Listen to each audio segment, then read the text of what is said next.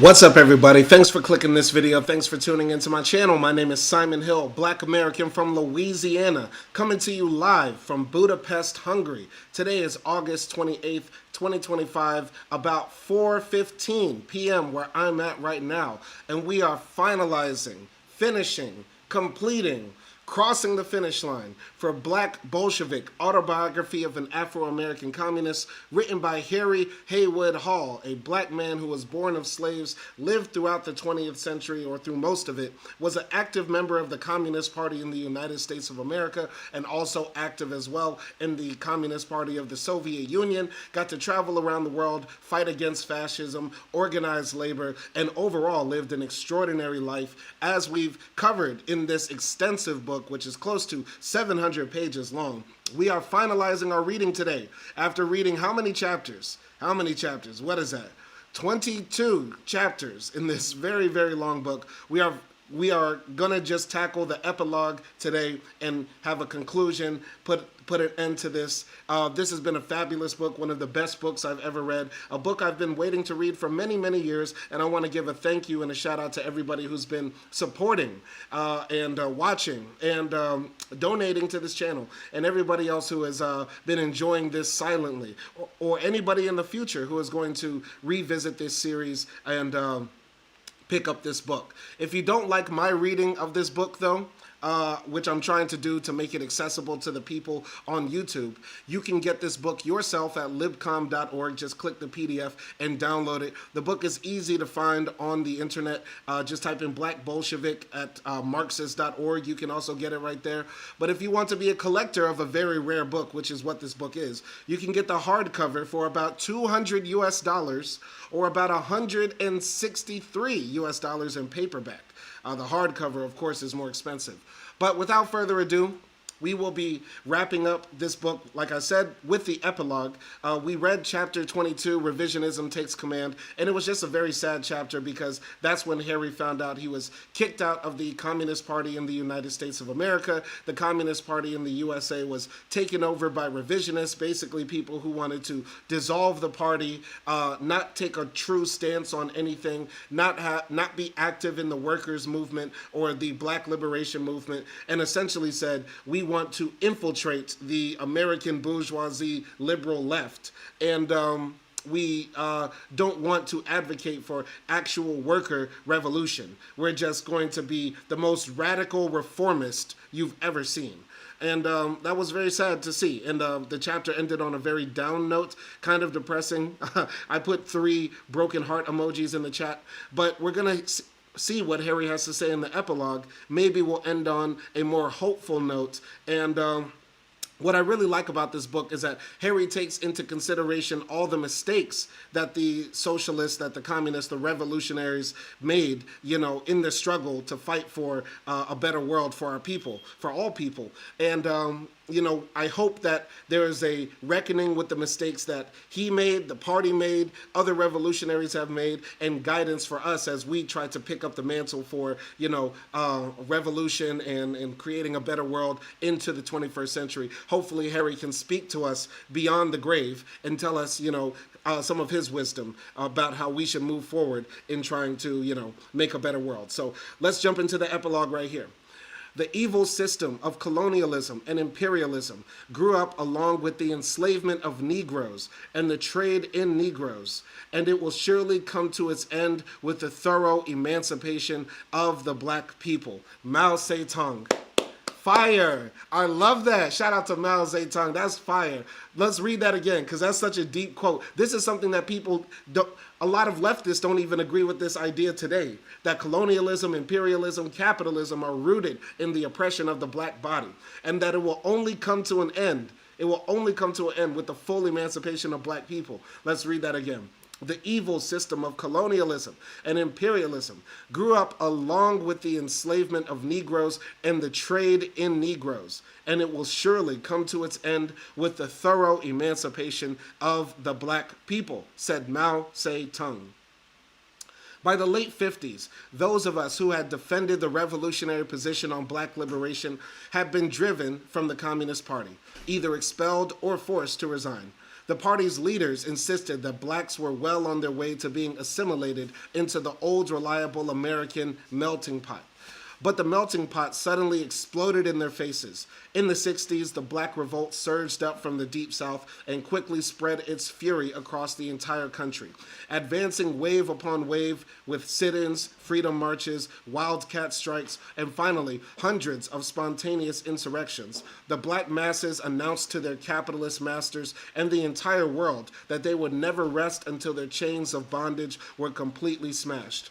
This new awakening of the Afro-American people evoked the greatest domestic crisis since the 30s, and it became the focal point for the major contradictions in U.S. society, the most urgent, immediate, and pressing questions confronting the U.S. corporate rulers and the revolutionary forces. In its face, the ruling class employed counter-revolutionary dual tactics, both terrorist attacks on black people, especially in the Deep South, and reformist legal maneuvers in Washington.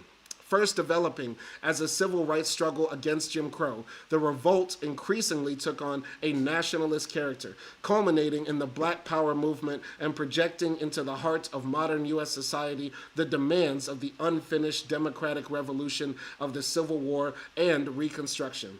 In a decade of mass movement, which saw demonstrations and uprisings in virtually every ghetto in the country, the Afro-American people put all existing programs for black freedom to the test.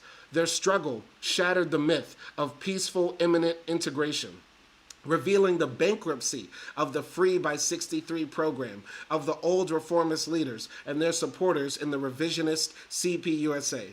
The black upsurge had its fueling sources domestically in the combined influence of the failure of legal democratic integration and the catastrophic deterioration of the economic position of the black masses, both absolute and relative to whites. In the 50s, the further monopolization and mechanization of agriculture had precipitated a deep agrarian crisis, throwing tens of thousands of rural blacks off the land in the South. At the same time, the impending economic crisis, together with growing automation of industry, created an entire generation of ghetto youth in the urban areas, a lost generation, both North and South, with no work or prospects for work within the existing economic system.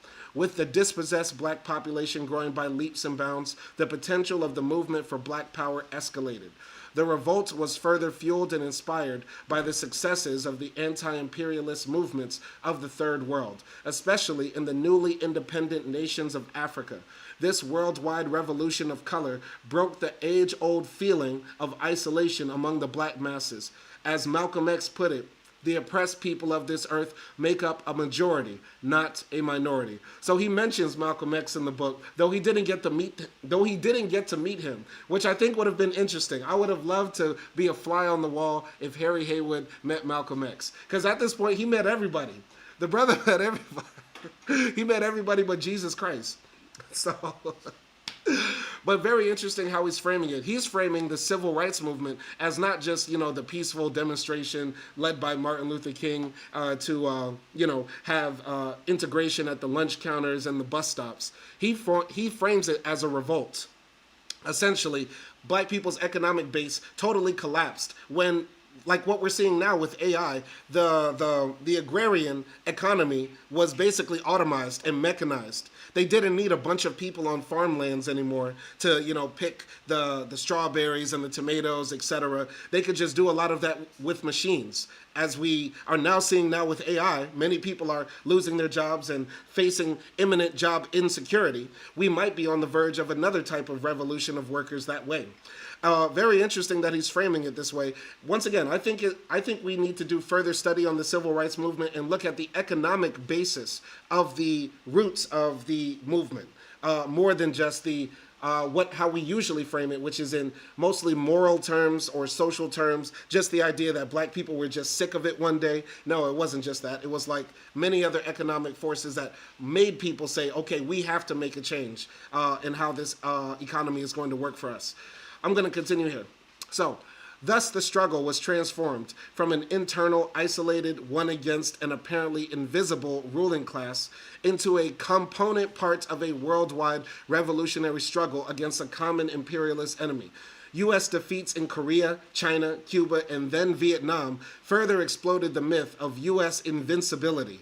That's funny though, because if you really count it up, we have not won a war since World War II. Yet and still, people still have this fear of America, and Americans still have in their mind that we are invincible on the global stage, that we have the best military, the strongest army in the world. I think America is the biggest paper tiger.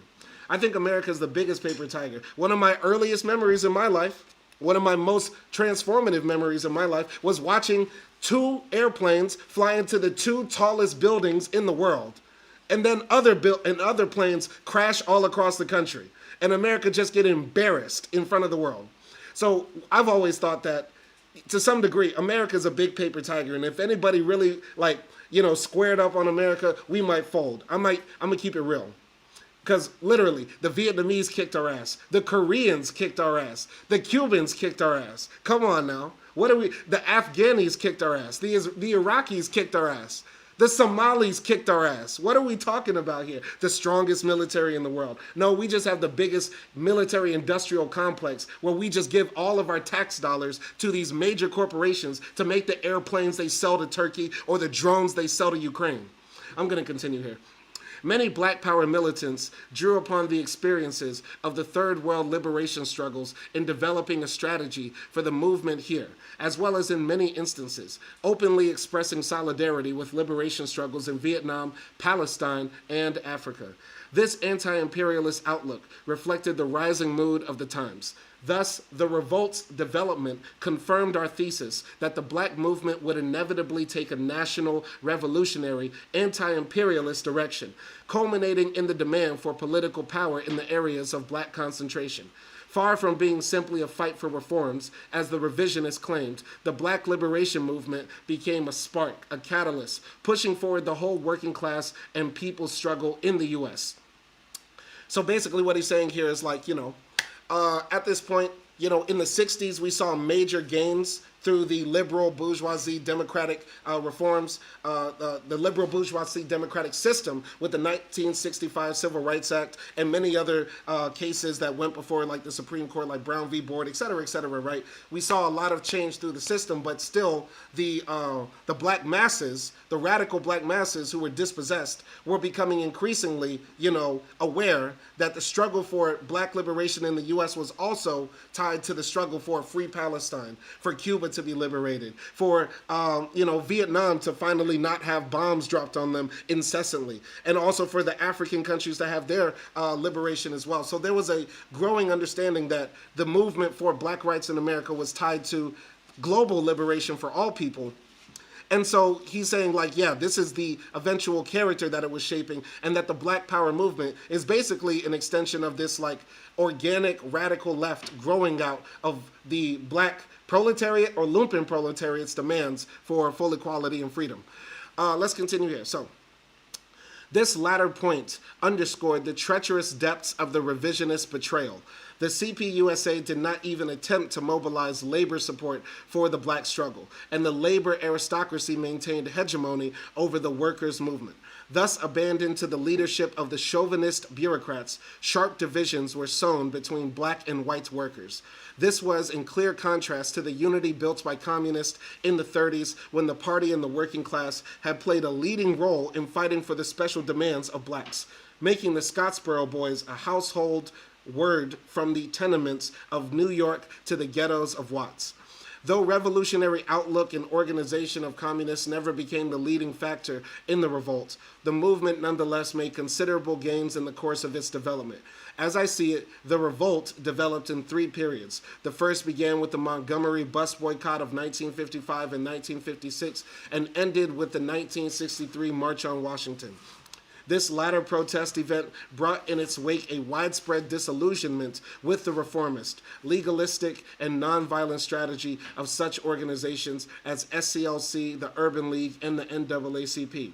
The growing isolation of these responsible leaders and the breakup of the Kennedy-backed civil rights coalition, the Big Five, SNCC, SCLC, CORE, Urban League, the NAACP, and the NAACP Legal Defense linked to the masses, the movement at this point was unconsolidated.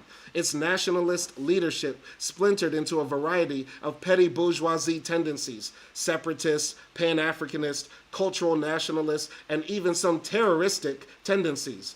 Thus, the bourgeoisie was able to usher in a third phase of buying off the right wing of the Black Power movement and establishing its own wing of the Black Power movement and establishing its own brokers within it. Sorry, I messed up that sentence. Let me reread that. Thus, the bourgeoisie was able to usher in a third phase of buying off the right wing of the Black Power movement and establishing its own brokers within it. The 1969 Black Power Conference in Newark, which was generously funded by the Ford Foundation, was a signal that this phase of the movement had begun in earnest. Interesting. So basically what he's saying here is like, listen, like I was saying earlier, you know, the beginning of the civil rights movement led by, you know, Martin Luther King and all those Christian pastors with the, you know, SCLC and the NAACP and all that type of stuff. That first phase had some gains, but there was still disillusionment because the gains were not total and complete. You know, then after that, there was more, you know, the breakup of these major five. You get what I'm saying? The Kennedy-backed Civil Rights Coalition, SNCC, SCLC, CORE, et cetera, they all just sort of fell apart and started going their own ways and advocating for their own bourgeois interests, advocating for basically the black upper class or basically the black capitalistic class, if there is such, or basically the black bourgeoisie. I think we also should take into account those who are black but in proximity to whiteness or want to be a part of the mainstream capitalistic class, because I do think we have to take into consideration race and white supremacy when considering the class actions or the motivations of certain class actors in the black community. But basically what he's saying here is that, yeah, they all just sort of like fell apart. The black masses continued to become more radical, and that's when we get the Black Power movement, and I'm sure he's going to talk about the Black Panthers here. But basically, there became all these different types of groups. Black people who just said, we want to separate from white people. Black people who were like, we need to return back to Africa, or we need to unite with Africa somehow, some way. Basically, other black people who said we need to just put on dashikis and start speaking Swahili. And basically other people who said, like, we're just going to form like the Black Liberation Army and just start blowing shit up. You get what I'm saying? So there were various tendencies that he's saying that this is because of the lack of a vanguard party. The Communist Party at this point had basically become liberal reformist and missed the opportunity to be there at a crucial moment when black people were really turned up. The radicalism was at a fever pitch, and they failed to seize the moment right there. You get what I'm saying? So I'm going to continue here. From the courtroom to the streets, 1955 to 1963. The stage for the Black Revolt was set in 1954, the year of the Supreme Court decision outlawing school segregation. This decision, historic in its effects upon the future of the black movement, was a tactical concession forced by the rising movement at home, and especially by criticism of Jim Crow from third world and socialist countries. NAACP leaders, however, hailed the decision as a vindication of their legalistic policies. For its part, the federal government gave hardcore Southern reactionaries the opportunity to organize and unleash the most planned and purposeful campaign of anti-black terror since the defeat of Reconstruction. In response, the black movement in the South burst out from under the wraps of the old elite leadership of the NAACP and took on a mass character, defying segregation laws and directly attacking the Jim Crow system. The spark was ignited in the Montgomery, Alabama bus boycott of 1955 through 1956 under the leadership of Martin Luther King. The flames spread. In 1960, the Student Nonviolent Coordinating Committee, or SNCC, began sit-in demonstrations which swept the South. Freedom Riders, under the leadership of the Congress for Racial Equality, or CORE, took over the spotlight in 1961 and won national support for their campaign to integrate transportation facilities. In the spring of '63, the struggle reached a high point in the Battle of Birmingham, and from there leaped over regional boundaries and spread throughout the country, uniting various classes and strata of black people under the slogan of Freedom Now. The movement exerted tremendous attractive power on all sections of the population, especially the youth, drawing sections of the white community into support and participation. The summer of 1964 saw hundreds of college students travel to Mississippi to participate in a voter registration project. It was also in the South that the armed self-defense movement was initiated in North Carolina by Robert Williams, whose NAACP local was suspended for these activities. Based upon black workers and black veterans, other armed groups like the Deacons for Defense and Justice in Louisiana and Mississippi won important victories against the Ku Klux Klan in the mid-60s. It was during the Meredith March through Mississippi, which was protected by the Deacons, that the slogan of Black Power first gained national prominence in 1966. As Chairman Mao wrote, the movement became a new clarion call to all the exploited and oppressed people of the United States to fight against the barbarous rule of the monopoly capitalist class. Movements developed among students and women, Chicano, Native American, and Puerto Rican people, as well as among activists against the Vietnam War. Alarm bordering on panic struck the ruling circles. Time magazine expressed the fear that the civil rights movement will crash beyond the framework of passive resistance into new dangerous dimensions. U.S. efforts to build a neo-colonial empire in the Third World were further impaired as the grotesque contrast between its high-flown moral posture and the brutal reality of an organized system of racist barbarism nurtured within its own borders was further exposed. Racist police employing such methods as electric prodding irons, police dogs, high-pressure hoses, and the brutal beating of women provoked angry outrage throughout the world. Its impact was especially felt in Africa, where concern about racism in the United States was expressed by the Addis Ababa Conference of African Ministers. The alarm of white ruling circles was also reflected among the top leadership of the NAACP and other reformist organizations. In order to maintain their role as honest brokers between the black masses and the white rulers, they had been forced to grant some autonomy to the Southern dissident wing led by King and the SCLC. Representing ministers and the black bourgeoisie of the South, King favored a policy of nonviolent mass action. But he in turn was faced with a growing challenge from the more radical elements of the movement, especially the youth of SNCC, sections of CORE, and the NAACP youth, the shock troops of the revolt. It was among these frontline fighters that the inherent conflict between King's nonviolent philosophy and direct mass action first came to a head. Under conditions prevailing in the Deep South, direct mass action and civil disobedience campaigns could develop and grow only if accompanied by organized armed self-defense. In renouncing self-defense, the movement inevitably reached an impasse there. So basically,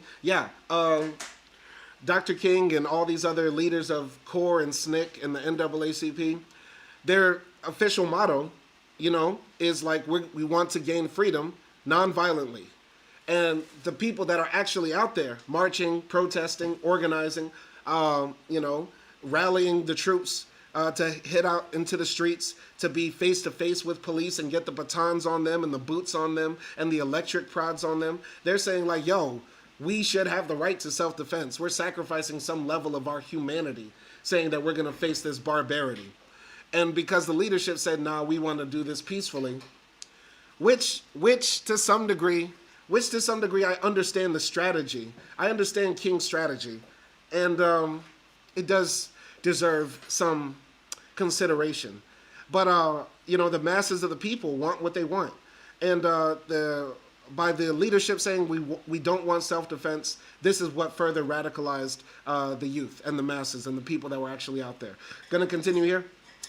In situations like the heroic but unsuccessful Battle of Albany, Georgia, the moral and political bankruptcy of making nonviolence a principle was revealed. In Jackson, Mississippi, even after the assassination of NAACP leader Medgar Evers, little or no progress was made. Similarly, in Greensboro, North Carolina, 2,000 demonstrators were jailed over the integration of 2 restaurants. And in Birmingham, the South's most important bastion of white supremacy, it was 14 years until a token indictment was brought against a few of the child-murdering bombers. The upsurge of 1963 resulted in gains in other parts of the country, but practically none in the Deep South. Even the victories that were won in desegregation and legal reforms produced no improvement in the conditions of poor and working blacks. In the 15-year period between 1949 and 1964, the median annual income for non-white families increased from $1,650 to $3,800, while the median income for white families increased from $3,200 to more than $6,800 during the same period. The disparity between white and non-white annual income in 1943 had been less than $1,600. By 1964, the gap was more than $3,000. During the economic crisis of 1958 and 1964, the government admitted that black unemployment was above the 10% mark, and the black-white ratio of unemployment rates was boosted from 1.6 to 1948 to 2 or 2.5 from the early 50s on. Black youth were hardest hit of all. Between the 2 good years of 1957 and 1964, their unemployment increased 51% at the same time. That 1 out of every 6 young blacks was driven out of the official labor force. So extreme unemployment was happening at this time. So I guess that's all we can hope for. We just got to hope that that enough YNs don't have jobs, that eventually the revolution happens. That's all we can hope for. That's all we can hope for. We got to hope that Uber Eats and Grubhub and Postmates, all that, basically they automate hella quick, that all the Amazon warehouses get filled up with robots so that black unemployment can reach like 100%. And then we can finally have universal health care and finally free college education. That's all we can hope for. It's like how we hope for, another George Floyd. We just want another black man to die brutally by the police so that we can finally have police that have tasers instead of guns. You know what I mean? That's all we can hope for. Blood sacrifices. Blood sacrifices of black bodies is how we get free. The same way we were able to get, sugar in all of our coffee and cotton in all of our clothes. It took mountains and mountains of dead black bodies to make this modern world happen. To finally get free, we just need another gargantuan mountain of dead black people to finally get free. For all of us to be free. I hope it happens very soon. I'm going to continue here. These experiences cast doubt on the whole program of peaceful democratic integration. Riding the tiger of the Black Revolt, King and fellow advocates of nonviolence were rescued by President Kennedy. Trying to walk a tightrope between the hardcore Dixiecrat defiance and surging black militancy, the administration sought to divert the mass movement back into legalistic channels by proposing a civil rights bill. The bill's declared purpose was to get the black movement off the street and back into the courtroom, where the 100 years of litigation promised by the Southern governors could proceed. Instead of the militant protest originally planned, the 1963 March on Washington was converted into a peaceful demonstration in support of the president's civil rights bill. But even this much vaunted march could not succeed in diverting the rising tide of rebellion. It did, however, openly expose to the masses the collusion between the Kennedy administration and men like Whitney Young of the Urban League, Roy Wilkins of the NAACP, and A. Philip Randolph. At the same time, the march leaders censored John Lewis's speech for SNCC because it attacked Kennedy's civil rights bill. Malcolm X showed how the government used bribery to bring these reformist leaders to its aid in controlling the masses in March on Washington. Wait, did Harry Haywood read? I was just thinking about this because one of the best chapters, or one of the best sections of Malcolm X's autobiography is when he calls it the farce on Washington. Like, Malcolm just starts going off. I remember that's in the autobiography. If it's not in the autobiography, I definitely remember Malcolm writing the farce on Washington. It might have been some other text. But either way, was Harry Haywood reading the autobiography as well? Or did that come out after he died? I don't remember. Maybe he just read it in the newspaper. I'm going to read this. Sorry. Malcolm X showed how the government used bribery to bring these reformist leaders to its aid in controlling the masses in the March on Washington. When they, the administration, found out that this black steamroller was going to come down on the Capitol, they called in Wilkins, they called in Randolph, they called in these national Negro leaders that you respect and told them, call it off. Kennedy said, look, you all are letting this thing go too far. And old Tom said, boss, I can't stop it because I didn't start it. Dog, I miss Malcolm, man. I miss Malcolm so much, man. Who talks like this? Like everything was a joke, man. He had a wild sense of humor. And old Tom said, boss, I can't stop it because I didn't start it. I'm telling you what they said. They said, I'm not even in it, much less at the head of it. They said, these Negroes are doing things on their own. They're running ahead of us. And that old shrewd fox, he said, if you all aren't in it, I'll put you in it. I'll put you at the head of it. I'll endorse it. I'll welcome it. I'll help it. I'll join it.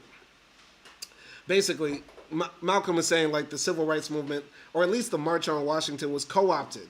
You know, it was led by very radical young black people who wanted to create a Bill of Rights in the Constitution that would guarantee rights not only for black people, but for everybody, that discrimination could no longer be tolerated in America.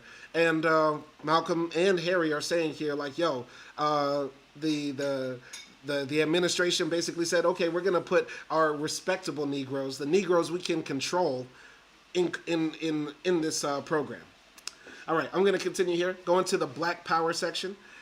Following this event, mass rejection of peaceful democratic integration became apparent in the growing wave of ghetto rebellions. There were 24 in 1964, 38 in 1966, 128 in 1967, and 139 in the first half of 1968, the year of King's assassination. Let's read that again, man, because I think a lot of people think the civil rights movement was just a lot of marching, praying, slow singing, stuff like that. Let's read that again. The streets were on fire. The streets were on fire in the 60s. Following this event, the March on Washington, mass rejection of peaceful democratic integration became apparent in the growing wave of ghetto rebellions. There were 24 in 1964, 38 in 1966, 128 in 1967, and 131 in the first half of 1968, the year of King's assassination. We were turned up. All right? Stream just dropped suddenly, and now you're 30 minutes in. Shout out to Kareth J. Catch this on the playback. We're reading the epilogue right now of Black Bolshevik, which will be the final episode. This is episode 26, final episode, and we're reading the Black Power section, Harry's analysis of the civil rights movement, which he calls the revolt, and also his analysis of the Black Power movement. So, these urban uprisings put into sharp focus the alienation of the black masses from the old line leaders like Roy Wilkins, A. Philip Randolph, and Bayard Rustin. As the Kerner report lamented, those who came forward to discourage rioting may have no influence with the rioters. That's a funny quote. Those who came forward to discourage rioting may have no influence with the rioters. That's duh, nigga. Okay. The report also contained another ploy of the bourgeoisie designed to get itself off the hook. It charged what white Americans have never understood, but what the Negro can never forget, is that white society is deeply implicated in the ghetto. White institutions created it, white institutions maintain it, and white society condones it.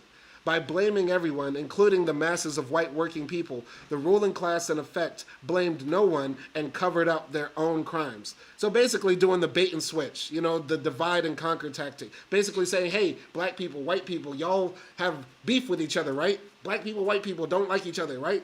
Instead of making it white capital, really. White racial capitalism is really the beef, not just white people in general. We don't hate white people in general, not at all.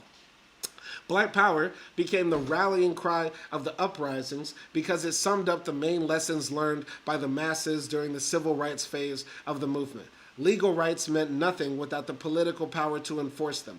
Black power expressed the growing consciousness of the Afro-American masses that they are an oppressed nation whose road to freedom and equality lies through taking political power into their own hands. Thus, blacks should become the controlling force in the areas of their major concentration, in the urban ghettos of the North as well as the Black Belt area of the South. The emergence of Black Power as a mass slogan signaled a fundamental turning point in the modern Afro-American liberation struggle, carrying it to the threshold of a new phase. It marked a basic shift in content and direction of the movement, from civil rights to national liberation, with a corresponding realignment of social forces. It indicated that the Black Revolt had crashed beyond the limited goals set by the old guard reformist, assimilationist leadership of the NAACP and associates, beyond the strictures of Reverend King's nonviolent holding operation, into channels leading to direct confrontation with the main enemy, the white power oligarchy of the imperialists.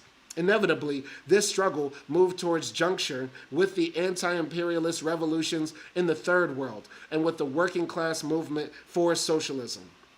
The vehicle of the revolt was an indigenous grassroots nationalism, upsurging from the poor and working masses of the urban ghettos and the poor and dispossessed farmers and sharecroppers of the Black Belt. The movement reflected their strivings to break out of the bind of racist economic and cultural subjugation, to establish for themselves the dignity of a free and equal people. Here was the mass base of SNCC. Here was the mass base of SNCC, the Black Panther Party, which raised the question of armed self-defense for the urban ghettos and popularized the writings of Mao Zedong. Malcolm X recently split from the Black Muslims and other revolutionary nationalists. So Harry Haywood himself is giving it up to the Black roots. He's giving it up to the Black grassroots. So let that be a lesson. Let that be a lesson. The Black grassroots, and I don't know if we want to call them the proletariat or the lumpen proletariat, whatever, they were really active. They were a source of radicalism. And I can imagine, once again, this is a political autobiography, and that's the most frustrating part of this book for me, is I would like to know, how Harry felt about this. He's describing a lot of things. Throughout this book, he's described so many events that he was witness to. He was witness to so many great movements of the 20th century.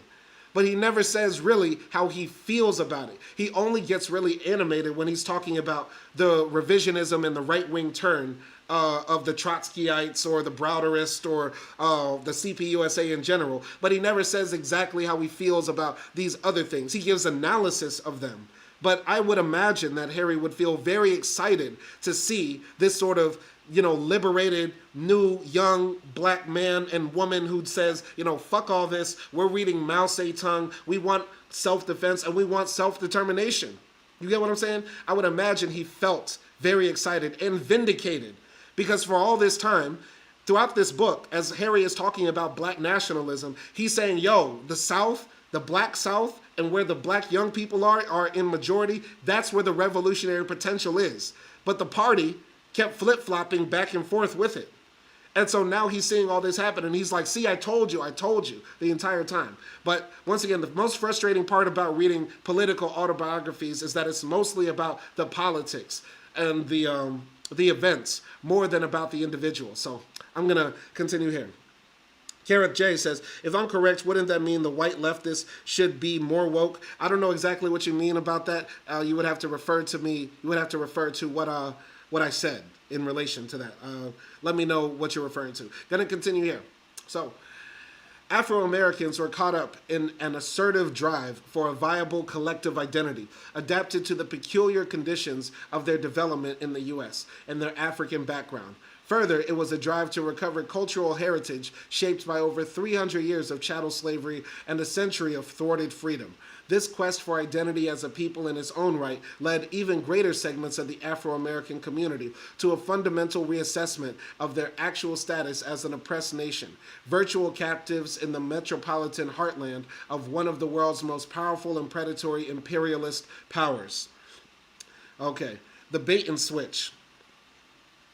Oh, Carrot, you're referring to the bait and switch when I was talking about earlier, how the capitalists class basically, when they were talking about dividing the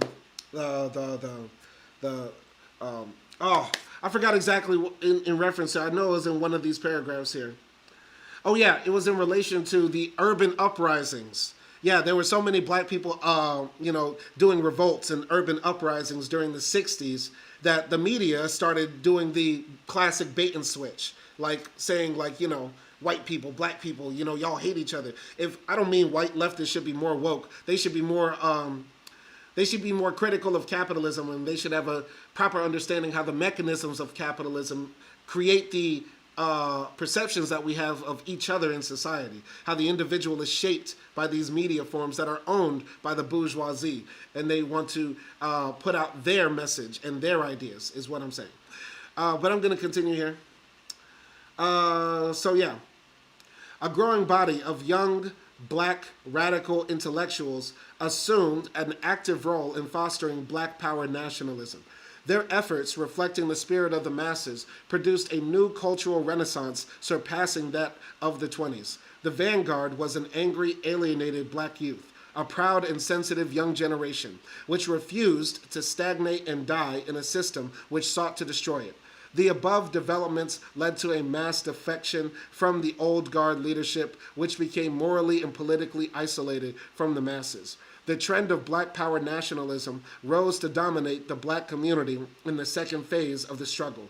The nationalism of the 60s differed from the Garvey movement and its latter-day spiritual descendants, the black Muslims, neo-Garveyites, and others. In the main, the Black Power movement called not for escapist withdrawal, but for a fight here where blacks live.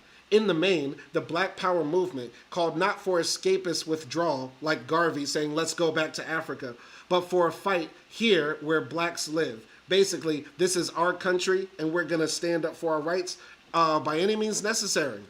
However, the old backward utopianism persisted. The leadership of the Black Power movement, while having a profound and positive effect on the struggles of the black masses, displayed its own major weakness, that of being primarily based in the black intelligentsia and petty bourgeoisie. This was inevitable in the face of the CPUSA's defection. The movement was hamstrung in attempting to fight U.S. imperialism without the benefits of a program of class struggle. It also deeply underestimated the potential strength of unity with the overall workers' movement of the national struggle. These weaknesses contributed to the ability of the U.S. corporate establishment to temporarily cool out and buy off the black upsurge by employing both reformist and narrow nationalist schemes. First, black power activists submerged class conflicts in the movement, but soon a right wing emerged, with its base in a sector of the ghetto bourgeoisie, businessmen, ministers, professionals, poverty project leaders, black studies professors, newly hired lower management, and token upper management. This right wing found its spokesman in elite intellectuals like Roy Innis, Floyd McKissick, and Harold Cruz. They aspired to the role of economic and political administrators of a black internal colony, still owned and controlled by white monopoly capitalism. So I think what he's referring to is the Afro era. I think what Harry is referring to is the Afro era. You get what I'm saying? Because, think about it. Let's think, the Afro emerged as a style amongst, the black working class, the black grassroots, as a way to, retain or create our new black identity. Or to show defiance in the face of white supremacy, that we're not ashamed of our natural hair, our natural looks, etc., etc. But as the Afro became popular, like anything else that starts in the black grassroots, it began to disseminate amongst all people. Now even, the businessman who's a black man who owns a local car wash, he's got an Afro. The preacher who gets money from all of his congregants and has the poor black people every Sunday, collecting money from their purses into the collection plate, he's got an Afro.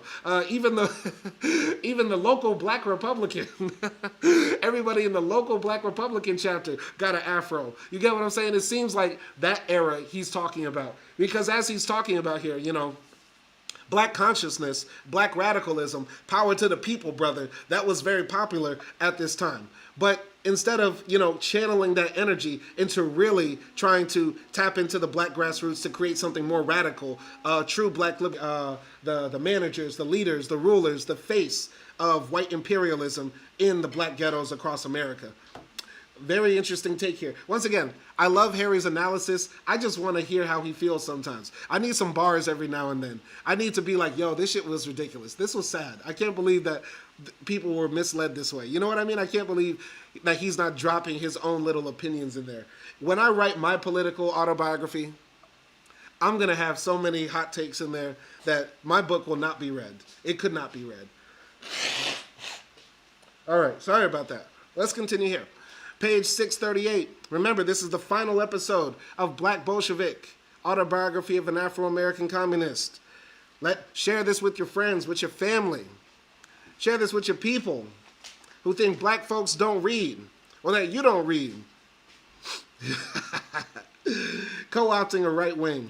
This perspective of pursuing the black bourgeoisie's class interests within an imperialist framework was not fundamentally different from the integrationism of the old guard black leaders.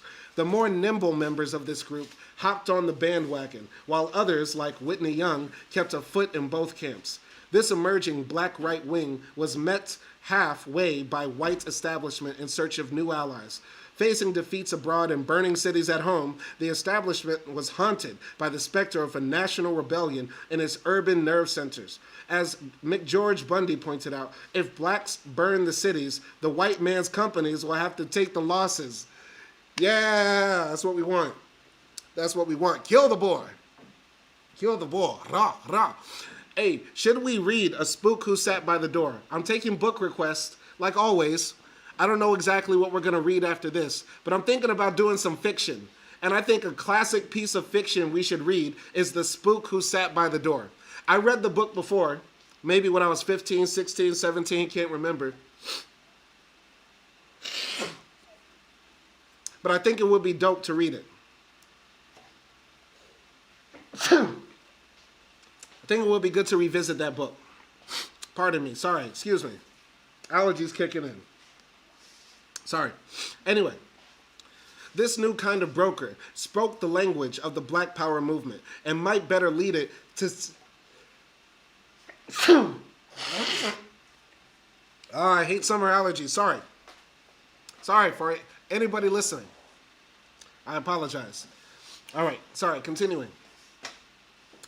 This new kind of broker spoke the language of the Black Power movement and might better lead it into safe channels, away from the confrontations which threatened domestic tranquility and international credibility.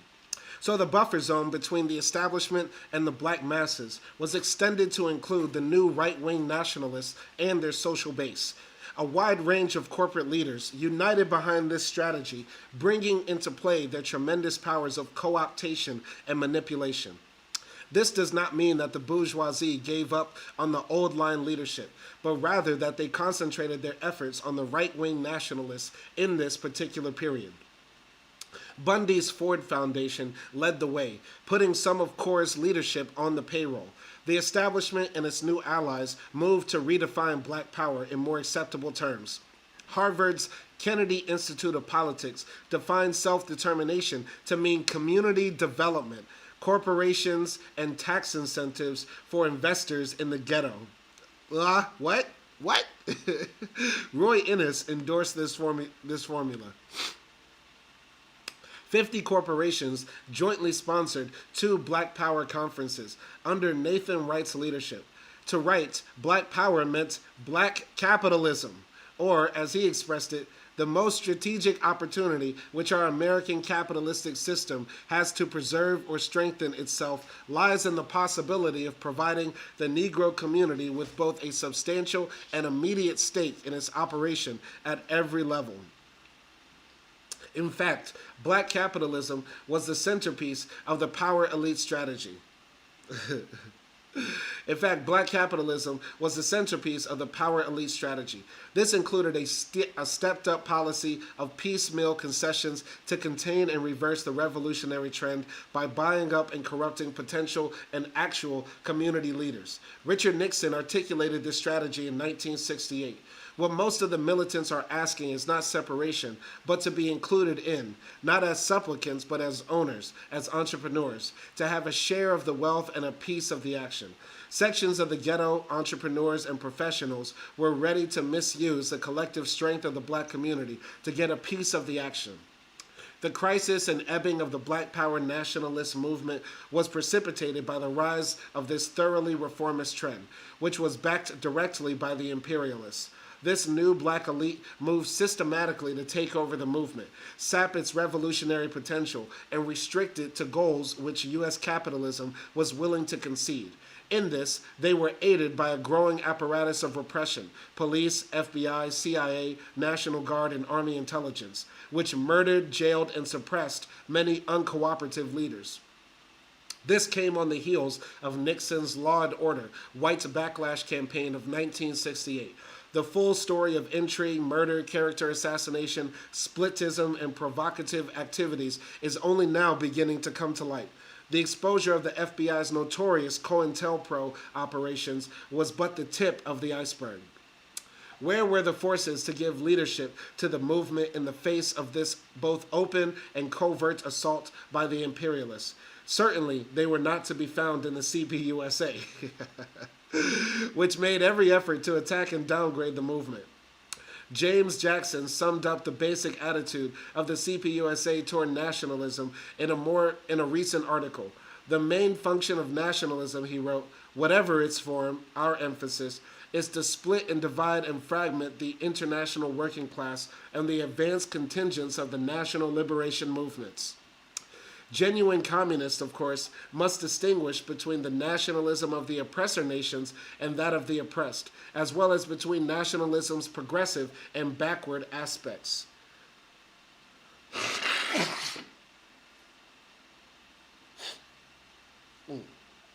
Pardon. Without the leadership of a genuine communist party, the limitations of the nationalist outlook, as I have already shown, became clear. Its leadership was unable to make a class analysis of the black community, thus overestimating the unity between the black masses and the black bourgeoisie, while underestimating the need for unity with the general workers' movement. To be sure, the upsurge spurred the political development of the black proletariat, building on the foundations laid by the Black Caucus movement of the post-World War II period. Oh, so sorry. Oh, sorry. Sorry about that. Oh.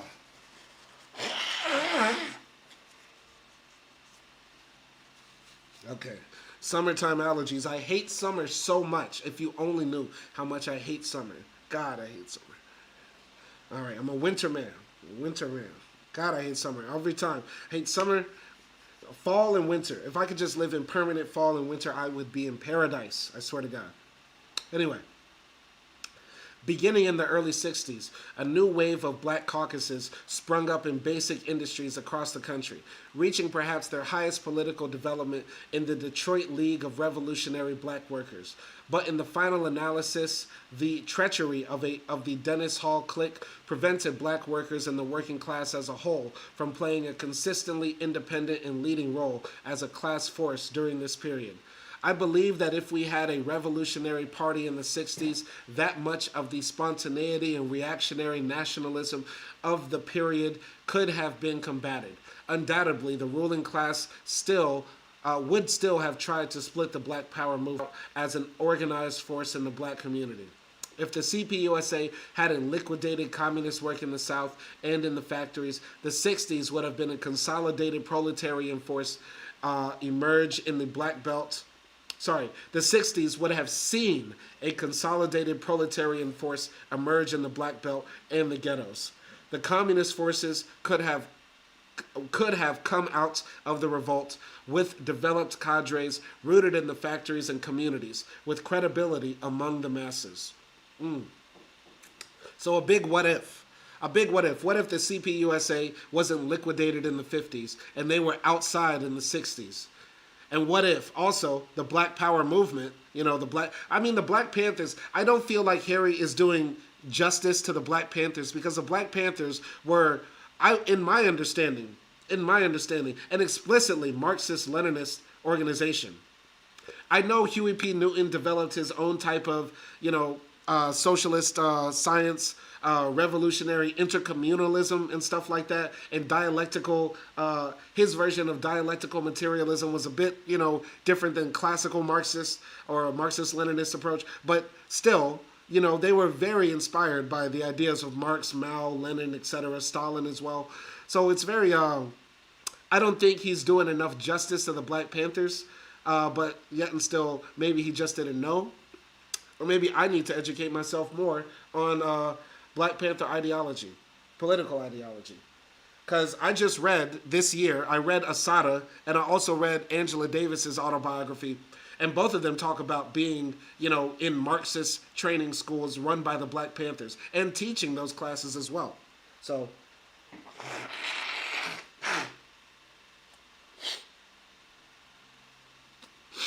in a way, I wish I read this book before Angela Davis's book, because this gives me a better understanding of the Communist Party that Angela Davis was dealing with when she wrote her autobiography. But I'm going to continue here. So, the road ahead. Despite such shortcomings, the 60s revolt did force concessions from the ruling class, breaking down a great deal of legal and occupational Jim Crow, enlarging the black middle class, and extending the franchise to blacks in the South. But have these gains exhausted the revolutionary potential of the black movement? Have the mechanization of Southern agriculture, massive outmigration from the Black Belt, and civil rights laws wiped out the consequences of the old plantation system? Most important, have these changes wiped out the existence of an oppressed black nation in the Deep South, as so many have claimed? Is the right of self-determination for the Black Belt nation still a demand that communists should raise? Let's take a look at current conditions. Despite the imperialist offensive against the black masses, which resulted in tremendous outmigrations from the Black Belt homeland, there remains a stable community of black people in the rural South and a growing black population in the urban areas. The actual number of blacks has steadily increased. In 1940, there were over 9 million black people in the South, and by 1970, the number had increased to nearly 12 million. Over 70% of all black people in the U.S. were born in the South and still have roots there, within the Black Belt territory itself. Despite fierce economic and political coercion, there has remained since 1930 a stable community of over 5 million. The escape valve into the northern cities is being closed by the crisis, and outmigration from the South has slowed considerably, with reverse migration now becoming the dominant trend. It is no accident that the civil rights movement first arose in the South, where blacks face the most terroristic oppression and are often denied even the most basic democratic rights. In fact, the mechanization of agriculture, which drove so many blacks off the land in the South, provided one of the main fueling sources of the rebellion. SNCC did some of its best work in its southern rural projects, where it took up the struggles of sharecroppers and the displaced peasantry.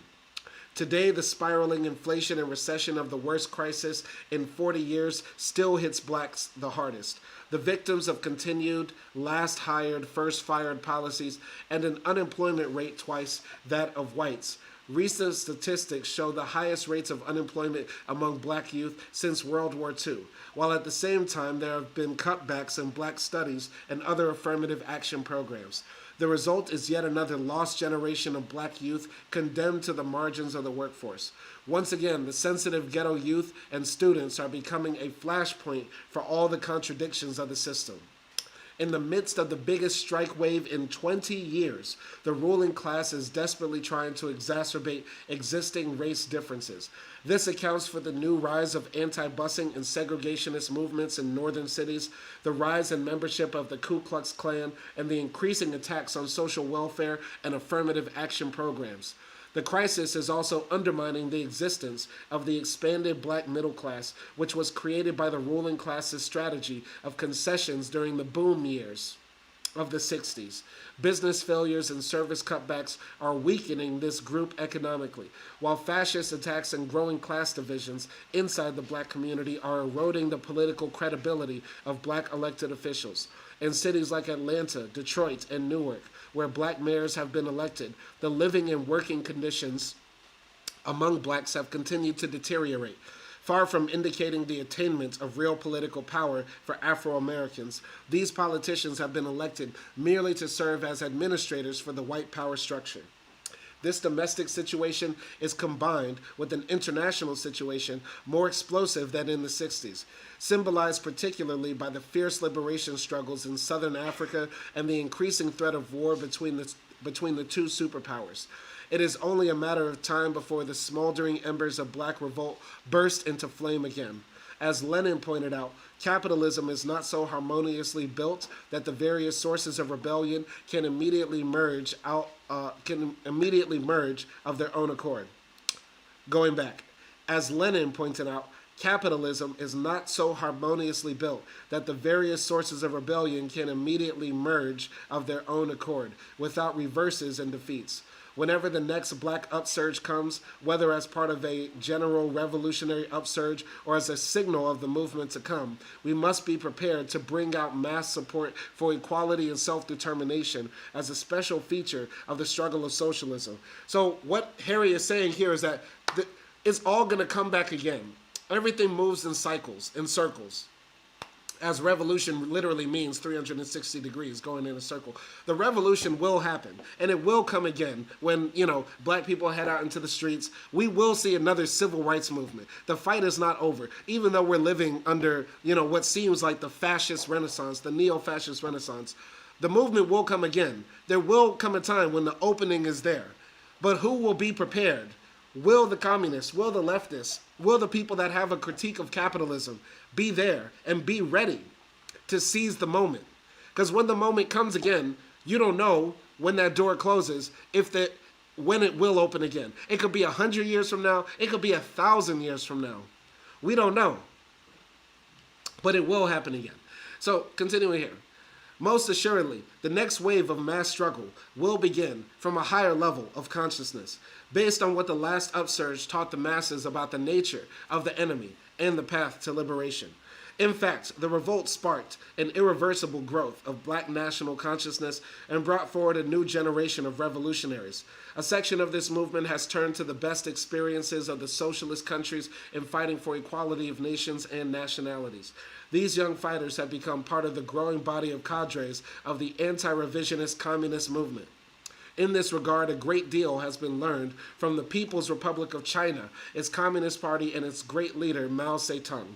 The emphasis on testing ideas in practice, care and flexibility, and applying united front tactics, of relying upon and serving the people, realism in dealing with power relationships, respect for the integrity of national minorities and for the rights of the third world nations against great nation chauvinism, the concrete analysis and application of Marxist-Leninist principles to one's own country, and the pursuing of the two-line political struggle inside the party are all part of China's great legacy. For me, this has been a great cause for a great optimism for the future, especially for the new generation of communists. So here Harry Haywood at his time, and remember he wrote this in the 70s, he's saying like, China might be the future. The one thing, all that struggle that we went through, fighting for socialism, fighting for, against these, bourgeoisie forces of liberal democratic capitalism, right? The one thing, good thing that came out of it, at least, is the Chinese Communist Party. I wonder why he's not talking about the Soviets at this point. He just stopped talking about the Soviets. I guess the critique for them would be too harsh. Oh, man. Sorry about that. I know that's gross for everybody listening. But, man, it's not easy reading aloud in the summer. I wonder why he stopped talking. Because at this time, Harry Haywood lived and died when the Soviet Union was still around. And at this time, all he has to say is like, the Communist Party in China is popping. I guess from his understanding, the Communist Party had not been taken over by revisionists. He spoke about Khrushchev leading the Soviet Union's Communist Party down a revisionist type of line. So maybe that's why. I'm going to continue here. This generation, left without guidepost after the betrayal of the CP, was forced to start almost from scratch. It has carried out a long march through the mass struggles of the 60s to recapture our revolutionary heritage. It is heartening that they, along with some of us veteran fighters, are building a genuine communist party, the first in this country in decades. To this new revolutionary movement falls the task of giving leadership in the coming upsurge. The ever-deepening crisis and the increased threat of war between the two superpowers are affecting the living conditions of the broad masses of American people. At the same time, the ability of the imperialists and the labor aristocracy to grant concessions and thus buy off dissent has been somewhat hampered by the crisis. Under such conditions and with the leadership of a new party, there is a strong possibility of building a movement based on the alliance between blacks and other nationalities and the working class. As Chairman Mao wrote in 1968, the struggle of the black people in the United States is bound to merge with the American workers' movement, and this will eventually end the criminal rule of the U.S. monopoly capitalist class. I hope that this book, which sums up many of my experiences and that of many other comrades, will make some contribution to this lofty goal.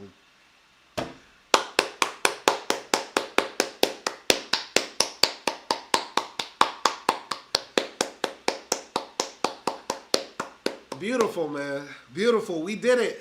We did it. We did it. We did it. We finished it. We did it. It's done.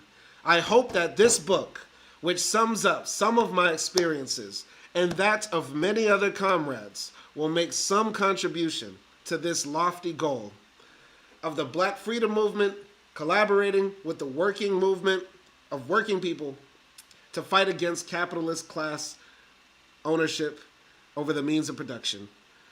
What a beautiful, beautiful book. What a telling ending. What a magnificent life this man lived, man. I could only hope to live half of the life that he lived.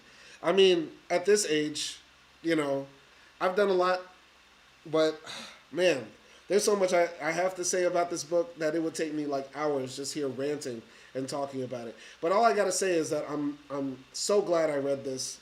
I'm glad I was able to share it with all of you. I'm glad for every single minute I put in on reading every single page of this. I know there's a notes section. There is a very long notes section in this book as well, which we should delve in. But, you know, it wouldn't make sense to bounce back and forth to the notes and to the main page as well. But essentially, we read the entire story. We read all 645 pages of it. We read all 645 pages of one of my favorite books of all time, Black Bolshevik, Autobiography of an Afro-American Communist. So much knowledge, so much information wrapped up in this text that it's hard to even put it in words. And I want to give a shout out to everybody who tuned in for this magnificent book in the Book to React series. This is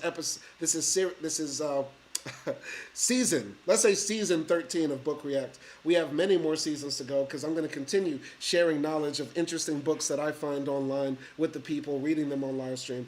Shout out to Arthur Sage. Shout out to Kareth J. Shout out to Harry Haywood Jr., because Jr. hopped in here one time and said what up to me. And I want to tell Harry Haywood Jr. and anybody who is a descendant of the Haywood family tree, yo, your guy was a hero. He's a hero to me.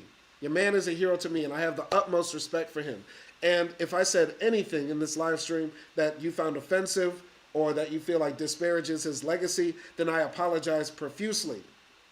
And know that the reading here that I did was to honor this man's life and also to bring awareness to his worldview and his words and his actions. So I hope anybody who watches this walks away with that, and let me know what you think about this reading in the text of the chats of this video, and let me know what other books you think I should read. We're going to call it a day right here.